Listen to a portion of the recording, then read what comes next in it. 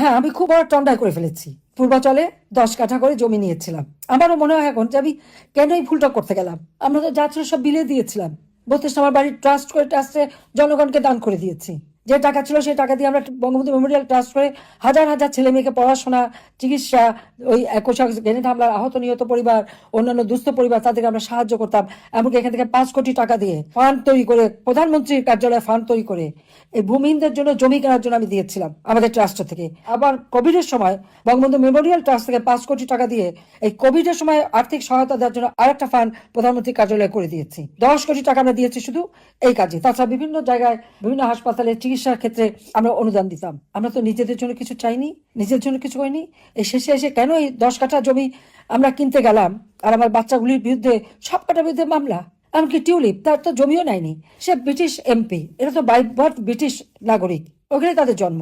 সে 3বারের MP, সে মন্ত্রী পরিষদের সদস্য, মিথ্যা অপবাদ দিল। তার সাহস আছে, সে ভলেন্টারি রিজাইন করে বললো প্রাইম মিনিস্টারকে যে আপনি তদন্ত করেন। তারা তদন্ত করে কিছুই পায়নি তার নামে, এবং সেটা তারা বললো।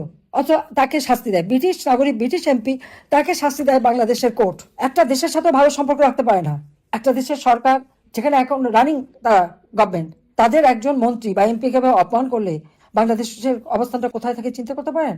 সেটা নিয়ে চিন্তা আছে তা না। ওই বঙ্গবন্ধুর 2 মেয়েকে মারতে পারেনি, এখন তাদের দুজনের কথা সন্তানদেরকে শেষ করো।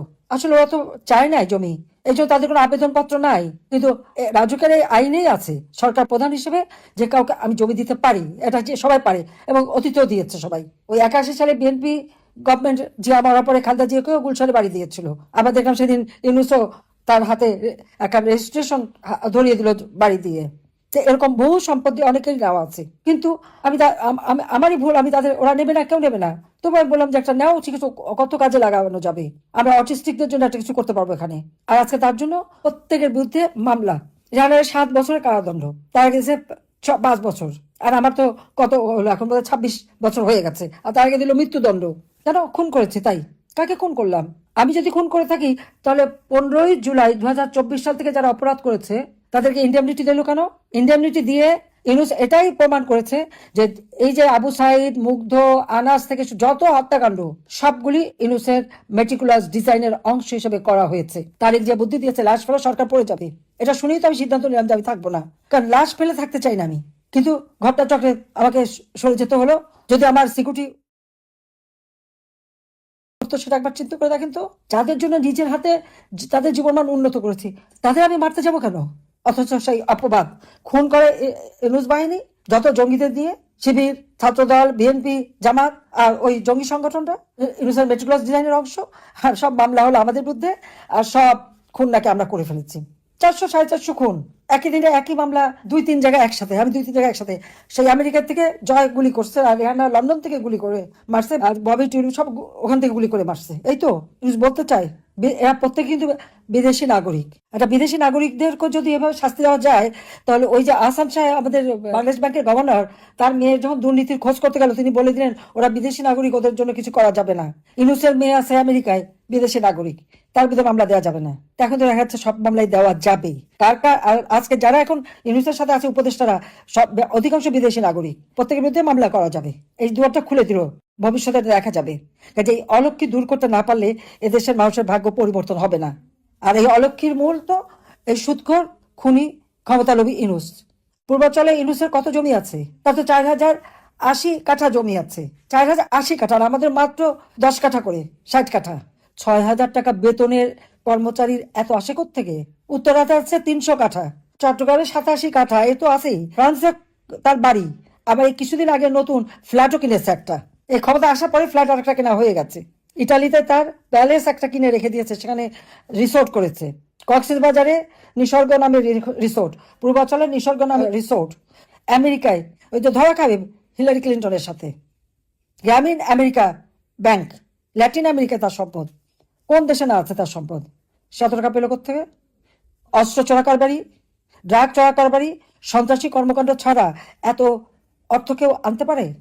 তার যে মানে একেবারে ভালো মানুষের চেহারার এখন মুখোশ উন্মোচন হয়ে গেছে। আর আমাদের জমি নিয়ে যাক লিল্লাহ, কোনো কিছু আসে না। লকার খুলে গহনা বের করছে। হ্যাঁ, আমরা ফকিরের না, আমার দাদা দাদি না, আমার নানা নানি সবারই ছিল, সবই রাখা ছিল। আমি তো প্রধানমন্ত্রী হয়ে কোনোদিন লকার খুলিনি। যাইওনি, তো আমি রাখলাম কোথায়? এ তো 75-এর পরে আমার হাতে যা দিয়েছে সব, আর পুতুলের বিয়ের পরে তার গহনা, ওই বিয়ে শাদির পরে যা ওখানে রাখা ছিল। আমার তো প্রধানমন্ত্রী হওয়ার পরে একবারও গেছি তো বলতে পারবে না তো? তখনই তো বুঝিয়ে দিয়েছিল সব, তখন এটাই হইচই। 75-এর জাতির পিতাকে হত্যার পর এক দফা এটা নিয়ে আমাদের মানে চরিত্র হননের চেষ্টা। আবার 81 সালে আমি আসলাম, তখন আর এক দফা এই একই কথা একই বয়ান নিয়ে চরিত্র হননের চেষ্টা, আবার একবার নতুন করে করা। আমরা ভেসে আসিনি, এটা আমাদের পারিবারিক ঐতিহ্য ছিল, আমরা তো ভেসে আসা না। আমরা ওগুলি বলিও না, দেখাইও না, পড়িও না। আমারই তো নিজের কত গহনা ছিল গণভবনে, সেগুলি গেল কোথায়? লুট করলো কার? বের করে না, সেগুলি দেখায় না কেন? আমি তো চাই দেখাক। আওয়ামী লীগের প্রত্যেকটা নেতাকর্মী বাড়ি যে লুট করেছে, সে লুটের মার কারা নিয়েছে? বারবার এভাবে নির্যাতন করে যাবে আর আমরা সহনশীলতা দেখাবো, তা তো হয় না। আচ্ছা, ছোট বাচ্চা, তাকেও ছাড়ে না। একটা শিশু জয় বাংলা লিখলো কেন, সেই জন্য তাকে নিয়ে কারাগারে দিল, আজকে শুনলাম তার জামিন হয়েছে। এটা কি অসভ্যতা? কত মুখ বন্ধ করবে, কত নাম বুঝবে? পারবে না বুঝতে। বাংলাদেশ স্বাধীন করেছে জাতির পিতা, 30 লক্ষ শহীদের রক্তের বিনিময়ে আমরা স্বাধীনতা অর্জন করেছি। বাংলাদেশের মানুষের জীবন মান আবার উন্নত করব, আবার বিশ্বসভায় বাংলাদেশ তার সম্মান ফিরে পাবে। লাখো শহীদের রক্ত বৃথা যেতে পারে না। আর এবারে আমাদের যত নেতাকর্মীকে হত্যা করেছে, নির্যাতন করেছে, পায়ে পায়ে হিসাব নেওয়া হবে এবার। কাজে সবাই সেইভাবেই আপনাদের প্রস্তুত হতে হবে। আর এখনো ভয় করার সময় নাই, এখন সকলকে রুখে দাঁড়াতে হবে। সেই যার যা কিছু আছে তাই নিয়ে এখন মোকাবেলা করতে হবে। ওই মব করবে আর আপনারা বসে থাকবেন, তা হয় না। সাথে সাথে প্রতিরোধ গড়ে তুলতে হবে। সকলকে ঐক্যবদ্ধ হতে হবে, জনগণ আমাদের সাথে আছে। তো যে কৃষকরা আজকে সার পায় না, তার সাহায্য কেঁদে মরতেছে, কই আওয়ামী লীগ থাকতে তো কোনদিন কাঁদতে হয়নি? সার কৃষকের পিছনে ছুটতো। কৃষক, শ্রমিক, খেটে খাওয়া মানুষ সকলের ভাগ্য নিয়ে এরা ছিনিমিনি খেলছে। কাজে এভাবে বাংলাদেশের মানুষের উপর অত্যাচার নির্যাতন আর চলতে দেওয়া যাবে না। কত মায়ের কোল খালি করেছে, কত সন্তানকে পিতাহারা করেছে, কত পিতাকে সন্তান হারা করেছে। কাজে এর জন্য সকলকে ঐক্যবদ্ধ থাকতে হবে। ও মামলা টামলা যাই দিক, ও আমি পড়া না। জন্মেছে একবার, মরবে একবার, আল্লাহ যখন নেবে তখন যেতেই হবে। কিন্তু তার আগে বাংলাদেশটাকে আবার বাংলাদেশের মানুষের অধিকার প্রতিষ্ঠিত করেই তারপর যাবো। এটা আল্লাহর ইচ্ছা, সেই জন্য আল্লাহ বাঁচিয়ে নিয়েছেন, প্রত্যেকবার বাঁচান। কটিলপাড়া 86 কেজি বোম, সেই চট্টগ্রামের 24শে জানুয়ারি গুলি, বা 21 আগস্টের গ্রেনেড হামলা, আর এই যে 5ই আগস্ট, আল্লাহ তো কিভাবে কিভাবে আমাকে বাঁচিয়ে নিয়ে এসেছে। বাঁচিয়ে এসেছে এই জন্য যে বাংলাদেশের মানুষের ভাগ্য পরিবর্তনে কাজ করবো, সেই জন্য। সেই জন্য মনে শক্ত রাখেন, মনে জোর রাখেন। ওসব হামলা মামলা দিয়ে আমাদের কিছু করতে পারবে না। কিন্তু ইউনূসের বিরুদ্ধে 38টা কোম্পানির ট্যাক্স ফাঁকির মামলা, 1111 কোটি টাকার ট্যাক্স ফাঁকির মামলা, 666 কোটি টাকার মামলার রায় হবার কথা ছিল 6 আগস্ট, তার দুর্নীতির মামলা, সব মামলা সে ক্ষমতা এসে বাতিল করেছে। আমি রেহানার ছেলে মেয়েরা, আমার ছেলে মেয়েরা, তারা কি অপরাধ করেছে? তারা কি বাংলাদেশে গেছে বা প্রধানমন্ত্রী এই ব্যবসা দাও, ওটা দাও, সেটা দাও করতে গেছে? তারা কি হাওয়া ভবন খুলে কমিশন খেয়েছে? করেনি তো। তাদের বিরুদ্ধে মামলাটা কিসের? সবার বিরুদ্ধে হত্যা মামলা, সবার বিরুদ্ধে। আমেরিকার থেকে বোধহয় গুলি করে জয় হত্যা করছে, পুতুল এই ইন্ডিয়ার থেকে, রেহানা লন্ডন থেকে, সবাই নাকি হত্যাকাণ্ড ঘটিয়েছে। আর আমি তো আছি, প্রায় 450 মামলা আমার বিরুদ্ধে হত্যা। যদিও এর মধ্যে অনেকে জীবিত হয়ে ফিরে এসেছে বা কেউ অ্যাক্সিডেন্টে মারা গেছে, কিন্তু তা বলে ওদের লজ্জা শরম নেই, বলেই যাচ্ছে আর মামলা রায় দিয়ে যাচ্ছে। এবং খুব ভুল করে ফেলেছি। আমার ছেলে মেয়ে বা রেহানার বাচ্চারা কখনো কিছু চাইনি, কিচ্ছু চাইনি।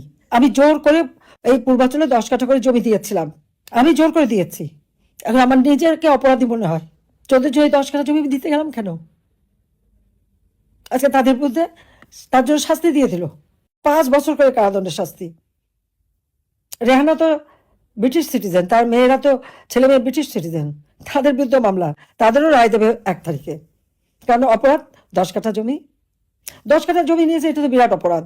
কিন্তু যার 4080 কাঠা পূর্বাচলে জমি, উত্তরায় 300 কাঠা, চট্টগ্রামে প্রায় 87 কাঠা, গ্রামীণ ব্যাংকের যে টাওয়ার, সেখানে 17,000 স্কোয়ার ফিট জায়গা ইনুস দখল করে নিয়েছে।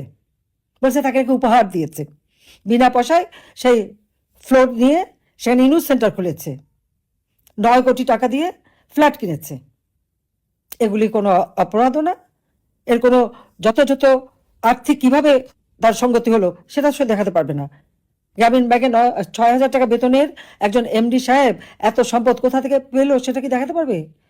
আপনি একবার চিন্তা করেন তো, যে একটা লোকের বিরুদ্ধে 666 কোটি টাকা তার কাছে ট্যাক্স বাকি, তাই 666 কোটি টাকার ট্যাক্স হলে তার টাকার পরিমাণ বা সম্পদের পরিমাণ কত?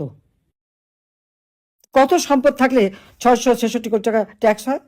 সব মামলা বাদ, সব বাতিল। লেবারের টাকা আত্মসাৎ করে লেবার কোর্টে সাজাপ্রাপ্ত, লেবারদের করা মামলায় সব বাতিল। যাক, আমি আর কথা বলতে চাই না।